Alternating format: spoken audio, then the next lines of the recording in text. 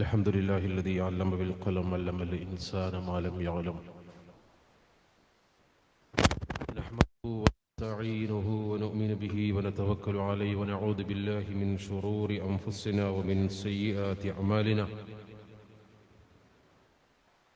من يهد الله فهو المهتدي ومن يضلل فلن تجد له وليا مرشدا أشهد أن لا إله إلا الله وحده لا شريك له وأشهد أن محمدا عبده ورسوله أرسله بالهدى ودين الحق ليظهره على الدين كله ولو كره المشركون اللهم صل على محمد وعلى آل محمد كما صليت وباركت على إبراهيم وعلى آل إبراهيم إنك حميد مجيد وبارك على محمد وعلى آل محمد كما باركت على إبراهيم وعلى آل إبراهيم إنك حميد مجيد. ما بعد فإن أصدق الحديث كتاب الله وخير السنن سنن محمد صلى الله عليه وسلم وشر الأمور محدثاتها وكل محدثة بدعة وكل بدعة ضلالة. يا أيها الذين آمنوا اتقوا الله حق تقاته ولا تموتن إلا وأنتم مسلمون. സത്യവിശ്വാസികളെ, വിശ്വാസിനികൾ, അല്ലാഹു സുബ്ഹാനഹു വ തആലയുടെ ആജ്ഞാനിർദ്ദേശങ്ങൾ ജീവിതത്തിൽ അനുവർത്തിക്കുവാനും ഈമാനോടുകൂടി ഈ ലോകത്തു നിന്ന് യാത്രയാകുവാനും നമ്മളെല്ലാവരും ശ്രദ്ധിക്കുകയും പരിശ്രമിക്കുകയും ചെയ്യേണ്ടതുണ്ട്. അല്ലാഹു സുബ്ഹാനഹു വ തആല നമ്മെ എല്ലാവരെയും അനുഗ്രഹിക്കുമാറാകട്ടെ. വിശ്വാസികളെ സംബന്ധിച്ച് അവരുടെ ജീവിതത്തിലുണ്ടാകുന്ന, ചുറ്റുപാടുകളിൽ ഉണ്ടാകുന്ന ഓരോ കാര്യവും ചിന്തിക്കുവാനും ആലോചിക്കുവാനും അവരുടെ വിശ്വാസവുമായി ചേർത്ത് നിർത്തുവാനും അതനുസരിച്ച് ഇഹലോക പരലോക ജീവിതത്തെ വിജയത്തിനാവശ്യമായ കാര്യങ്ങൾ ക്രമീകരിക്കാനുമുള്ളതാണ്. നമുക്കറിയാം, വിശുദ്ധ ഖുർആൻ അടിക്കടിയായി ഓരോ വിഷയങ്ങളെക്കുറിച്ചും ആലോചിക്കുവാനും പഠിക്കുവാനും മനനം ചെയ്യുവാനും നമ്മളോട് ആവശ്യപ്പെടുന്നുണ്ട്. യഥാർത്ഥത്തിൽ മനുഷ്യൻ വളരെ ദുർബലനാണ്, കഴിവ് കുറഞ്ഞവനാണ്. എന്നാൽ സൃഷ്ടികളിൽ ആദരണീയനും ബഹുമാന്യനുമാണ് എന്നും ഖുർആൻ പറഞ്ഞിട്ടുണ്ട്. കാഴ്ചയിലും കേൾവിയിലും ശക്തിയിലും വേഗതയിലും പല ജീവജാലങ്ങളും നമ്മുടെ മുമ്പിലുണ്ട്. നമ്മൾ ഈ പഞ്ചേന്ദ്രിയങ്ങളുടെ പരിമിതികളിൽ ജീവിക്കുന്നവരാണ്.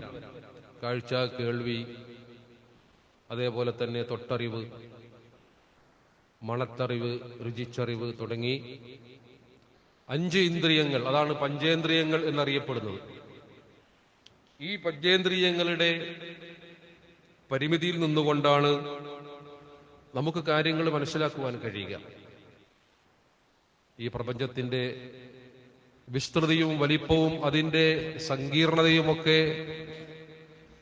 നമ്മൾ തുലനം ചെയ്യുമ്പോൾ നമ്മുടെ ഈ പഞ്ചേന്ദ്രിയങ്ങൾ കൊണ്ട് നമുക്ക് മനസ്സിലാക്കുവാൻ കഴിയുന്ന കാര്യങ്ങൾ വളരെ പരിമിതമാണ്, വളരെ തുച്ഛമാണ്. വളരെ കുറച്ചു കാര്യങ്ങൾ മാത്രമേ ഉള്ളൂ. മനുഷ്യൻ തന്നെ ഈ ലോകത്ത് വന്നത് അവന്റെ ഭൂമിയിലെ പിറവിയുടെ ദൈർഘ്യമെടുത്താൽ തന്നെ ലോകത്തിന്റെ ആയുസ് ഒരു 24 മണിക്കൂർ ക്ലോക്കായി കണക്കാക്കുകയാണെങ്കിൽ 24ാമത്തെ മണിക്കൂറിന്റെ അവസാനത്തെ മിനിറ്റിലാണ് മനുഷ്യൻ ഈ ഭൂമിയിൽ വരുന്നത്. അപ്പൊ ആ കാലഘട്ടത്തെ കുറിച്ച് നമുക്ക് യാതൊരു അറിവില്ല, ഈ പ്രപഞ്ചത്തിൽ എന്തൊക്കെ സംഭവിച്ചു എന്നുള്ളതിനെ കുറിച്ച്. ഈ അവസാനത്തെ മിനിറ്റിലാണ് നമ്മളുള്ളത്. മനുഷ്യൻ എന്ന് പറയുന്ന വർഗം നമുക്ക് കേൾക്കാൻ കഴിയാത്ത, നമുക്ക് കാണാൻ കഴിയാത്ത, നമ്മൾക്ക് മനസ്സിലാക്കുവാൻ കഴിയാത്ത കാര്യങ്ങൾ, നമുക്ക് എത്തിച്ചേരാൻ കഴിയാത്ത പ്രദേശങ്ങൾ, ഇതൊക്കെ ഉണ്ട്. എന്നാൽ നമ്മൾ കേൾക്കാത്ത പല കാര്യങ്ങളും കേൾക്കുകയും നമ്മൾ കാണാത്ത പല കാര്യങ്ങളും കാണുകയും നമുക്ക് എത്തിച്ചേരാൻ കഴിയാത്ത സമുദ്രാന്തർഭാഗങ്ങളിൽ, ഘോരവനാന്തരങ്ങളിൽ, പർവ്വത ശിഖരങ്ങളിൽ ഒക്കെ ജീവിക്കുന്ന ജീവജാലങ്ങളുണ്ട്. മനുഷ്യന് ഒരു കാലത്ത് എത്തിപ്പെടാൻ കഴിയാത്ത സ്ഥലങ്ങൾ. പ്രപഞ്ചത്തിലേക്ക് കണ്ണോടിച്ചാൽ തന്നെ നമുക്ക് നമ്മുടെ നിസ്സാരത ബോധ്യപ്പെടും. പക്ഷെ ഈ ജീവജാലങ്ങളിൽ നിന്നെല്ലാം വ്യത്യസ്തമായി നമുക്ക് അള്ളാഹു വിവേചന ബുദ്ധി നൽകി എന്നുള്ളത്, ഇഖ്തിയാർ, കാര്യങ്ങൾ ചിന്തിച്ച് മനസ്സിലാക്കി തിരഞ്ഞെടുക്കുവാനുള്ള കഴിവ് അത് മനുഷ്യന് മാത്രമേ ഉള്ളൂ. അതീശാധികാരം നൽകി. ലോകത്ത് ഒരു ജീവിവർഗത്തിനും അങ്ങനെ മറ്റൊരു വർഗത്തിന് മുകളിൽ അതീശാധികാരം നൽകിയിട്ടില്ല. വേറെ ഒരു ജീവിവർഗത്തെ അവരെ അടക്കി ഭരിക്കുന്നില്ല, കാര്യങ്ങൾ നിയന്ത്രിക്കുന്നില്ല, പ്രപഞ്ചത്തിലെ പ്രതിഭാസങ്ങളിൽ ഇടപെടുന്നില്ല, പുതിയ പുതിയ കണ്ടെത്തലുകൾ നടത്തുന്നില്ല. ഇതൊക്കെ മനുഷ്യനാണ് ചെയ്യുന്നത്. സത്യത്തെയും അസത്യത്തെയും വേർതിരിച്ച് മനസ്സിലാക്കുവാനുള്ള കഴിവ് മനുഷ്യന് മാത്രമാണ് ഉള്ളത്. നന്മ തിന്മകൾ മനസ്സിലാക്കുവാനുള്ള കഴിവ്, അതേപോലെ തന്നെ ബന്ധങ്ങളും കടപ്പാടുകളും അതും കൃത്യമായി അല്ലാഹു സുബ്ഹാനഹു വ തആല നിർണയിച്ചു കൊടുത്തിരിക്കുന്നത് മനുഷ്യനാണ്. അപ്പൊ ഇങ്ങനെയുള്ള ഒരുപാട് പ്രത്യേകതകൾ എന്തിനാണ് മനുഷ്യൻ ഉണ്ടാക്കി കൊടുത്തത്? അതവൻ ആലോചിക്കുന്നതിന് വേണ്ടിയാണ്, ചിന്തിക്കുന്നതിന് വേണ്ടിയാണ്. ചുറ്റുപാടും നടക്കുന്ന കാര്യങ്ങളിൽ നിന്ന് അവന്റെ രക്ഷിതാവിനെ കണ്ടെത്തുന്നതിന് വേണ്ടിയാണ്. തന്റെ പോരായ്മയും തന്റെ പ്രത്യേകതയും മനസ്സിലാക്കുന്നതിന് വേണ്ടിയാണ്. സൃഷ്ടാവിലുള്ള വിശ്വാസം മൂലമാകുന്നതിന് വേണ്ടിയാണ്. അള്ളാഹുവിലുള്ള വിശ്വാസം, പ്രവാചകന്മാരിലുള്ള വിശ്വാസം, അതേപോലെ തന്നെ അവന്റെ മലായിക്കത്തുകളിലുള്ള വിശ്വാസം, കിതാബുകളിൽ വേദഗ്രന്ഥങ്ങളിലുള്ള വിശ്വാസം, ഈ ജീവിതത്തിന് ശേഷം മറ്റൊരു ജീവിതമുണ്ട് എന്ന് പറയുന്ന തികച്ചും ഐബിയായ പരലോക വിശ്വാസം, ഈ കാര്യങ്ങളൊക്കെ ഉറപ്പിക്കുന്നതിന്, ദൃഢമായി വിശ്വസിക്കുന്നതിന് വേണ്ടിയാകുന്നു അല്ലാഹു സുബ്ഹാനഹു വ തആല മനുഷ്യന് ഈ പ്രത്യേകതകളെല്ലാം നൽകിയത്. അപ്പൊ വ്യത്യസ്തനായ ഒരു ജീവിയായി ഈ ഭൗതിക ലോകത്ത്, മറ്റതൊക്കെ അഭൗതികമായ ലോകമാണ്. നോക്കൂ നിങ്ങൾ, റബ്ബ് എന്ന് പറയുന്നത് അഭൗതികമായ ലോകവുമായി ബന്ധപ്പെട്ടതാണ്. മലക്കുകൾ എന്ന് പറയുന്നത് അഭൗതികമായ ലോകവുമായി ബന്ധപ്പെട്ടതാണ്.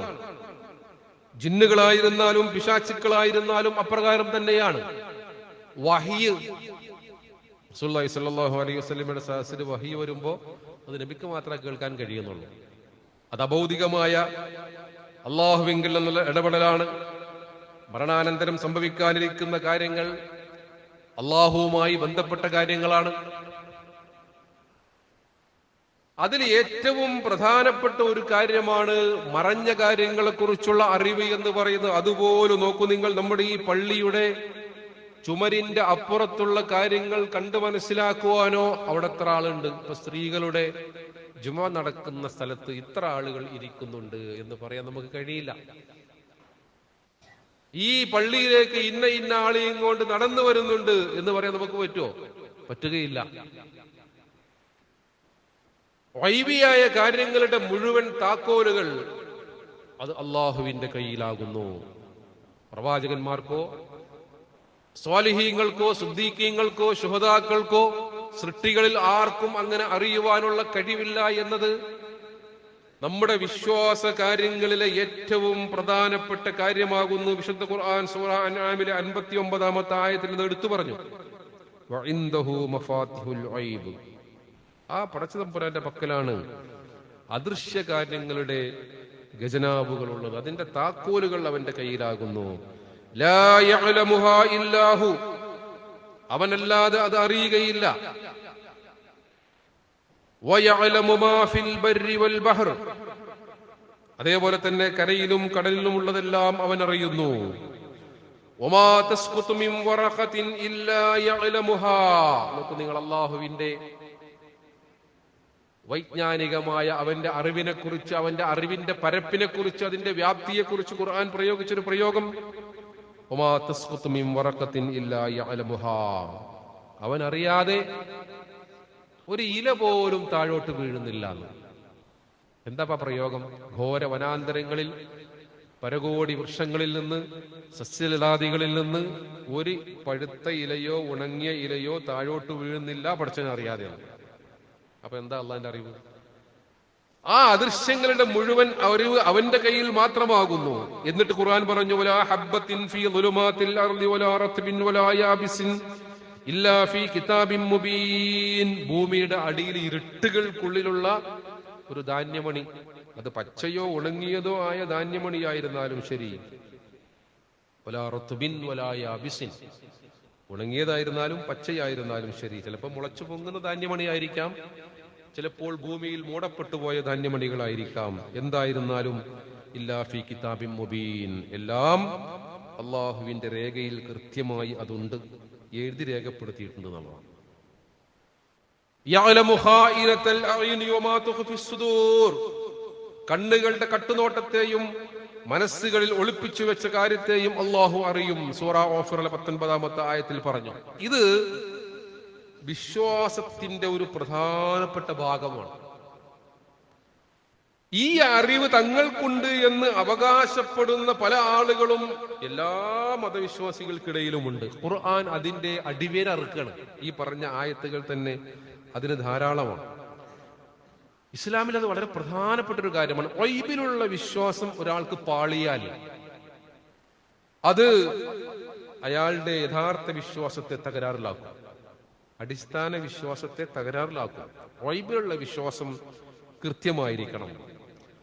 നമ്മുടെ നാട്ടിൽ സിദ്ധന്മാരെന്ന് പറഞ്ഞു വരുന്ന ആളുകൾ, ദിവ്യന്മാരെന്ന് പറയുന്നവർ, ഔലിയാക്കൾ എന്ന് അവകാശപ്പെടുന്ന ആളുകൾ, ആൾ ദൈവങ്ങളായി വാഴുന്ന ആളുകൾ, സാദാത്തുക്കൾ, ബാബമാര്, ബീവിമാര്, ഉപ്പാപ്പമാര്, ഇങ്ങനെ പല ആളുകളും മറഞ്ഞ കാര്യങ്ങൾ ഞങ്ങൾക്കറിയാം, ഞങ്ങൾക്ക് അതീന്ദ്രിയമായ ജ്ഞാനമുണ്ട്, ഞങ്ങൾക്ക് ദൈവസാമീപ്യമുണ്ട്.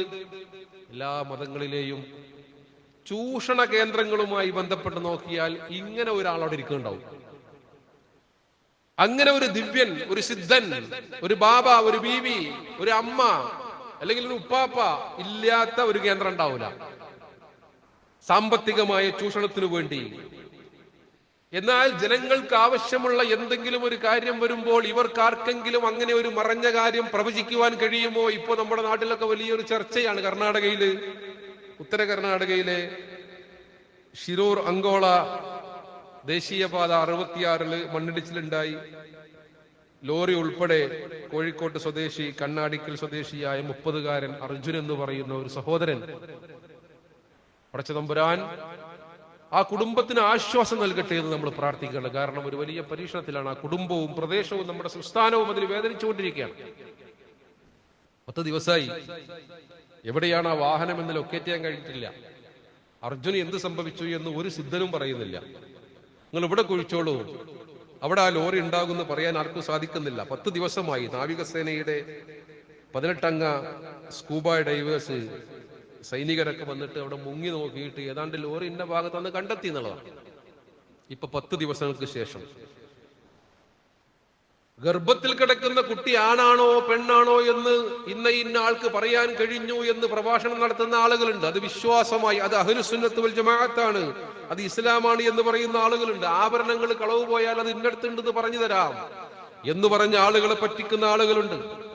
മറ്റു പലതും ഞങ്ങൾക്ക് സിദ്ധിയുണ്ട് എന്ന് പറഞ്ഞുകൊണ്ട് മറഞ്ഞ കാര്യങ്ങൾ അറിയാൻ കഴിയും, പ്രവചിക്കാൻ കഴിയും, വരാൻ പോകുന്ന കാര്യങ്ങളെ കുറിച്ച് അറിയും, ഈ ഭൂമിയിൽ ഒളിഞ്ഞു കിടക്കുന്ന കാര്യങ്ങളെ കുറിച്ച് പറയാൻ കഴിയും എന്നൊക്കെ പറയുന്ന ആളുകൾ.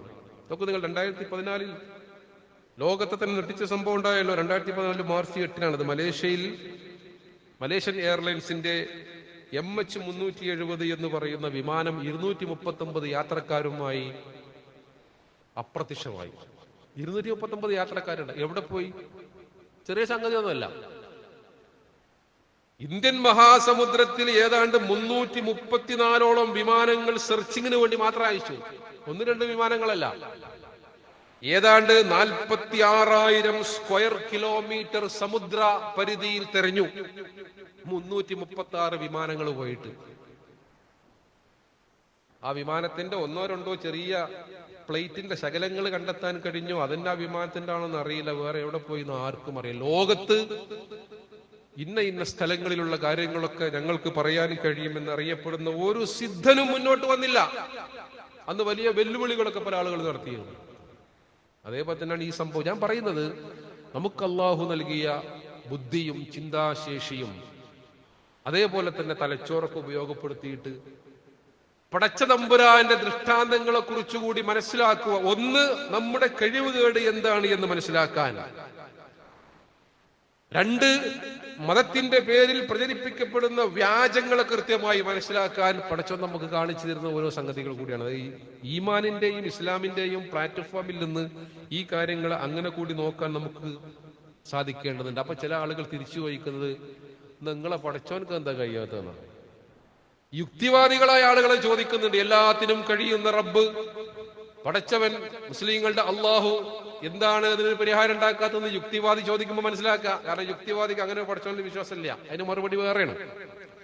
എന്നാൽ മതവിശ്വാസികളായ ആളുകൾ, നിങ്ങൾ പറയുന്ന വലിയ, നിങ്ങൾ പറയുന്ന സിദ്ധൻ ഇങ്ങനെ മറഞ്ഞ കാര്യം എന്ന് പറയുമ്പോ അയാൾക്ക് എന്താ അത് ഇപ്പൊ പറയാൻ കഴിയാത്തെന്ന് ചോദിക്കുമ്പോ, വിശ്വാസികളാണ് എന്ന് അവകാശപ്പെടുന്ന ആളുകൾ ചോദിക്കുക, എന്താ പടച്ചോന് കഴിയാത്തത്? ആലോചിക്കുന്ന അവിടേക്ക് എത്തിയ നമ്മുടെ സമൂഹം. പടച്ചോന് തോന്നുമ്പോഴൊക്കെ ഇത് കാണിച്ചു തന്നതാണോ? നാട്ടിലെ സിദ്ധന്മാരെ കുറിച്ച് നമ്മൾ എന്താ വാദിക്കുന്നത്?